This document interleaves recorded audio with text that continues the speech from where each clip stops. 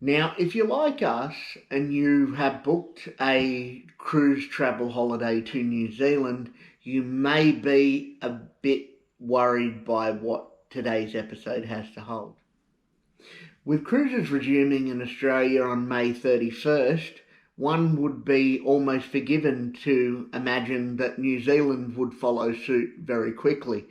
However, this is not the case.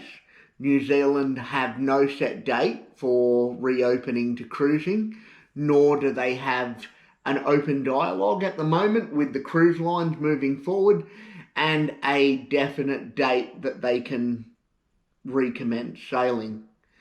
The problem with this is that cruise lines need time to prepare. They need time to hire staff. They need time to set up supply route. They need time to book ports and schedule port times in. They can't just operate on a 10-cent piece. Now, the New Zealand government are claiming that the cruise lines only make up 3% of the overall New Zealand tourist GDP. The impact to New Zealand's economy and to small businesses in New Zealand must be very financially hardening.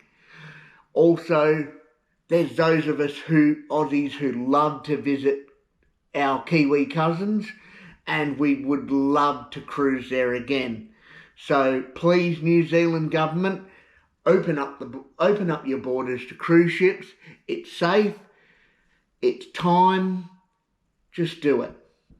What options are there at the moment for Tasmanian sailings? Well, at the moment, there's not a great deal of good news on the Tasmanian front. Tasmania is yet to set a date, like the rest of the states, to which cruising can resume and large cruise ships can again visit Tasmanian ports. The problem with this being is Tasmanian government are citing community concern. However, we are also hearing information out of Tasmania that small businesses, tour operators and other retailers are dying to have that cruise traffic back through the ports. Otherwise, a lot of these small businesses will end up going under, and a lot of these small businesses are relying solely on cruise line traffic to survive. For all you cruise nerds out there, Viking has a surprise for you. Imagine going on a ship where the only exhaust is water. That's right, the only exhaust that you'll ever get out of this ship is water, H2O. That's what Viking are doing in their next ship build. Their next ship will be 100% hydrogen fuel based, which allows the hydrogen fuel cell to generate electricity through the electrolysis process. Basically meaning that they have zero carbon emissions at all. None whatsoever. No smoke, no carbon dioxide, no smoke out of the funnels, nothing. I think this is a big game changer for the cruising industry, as the cruising industry is already switching from conventional fuels to the more eco-friendly liquid natural gas.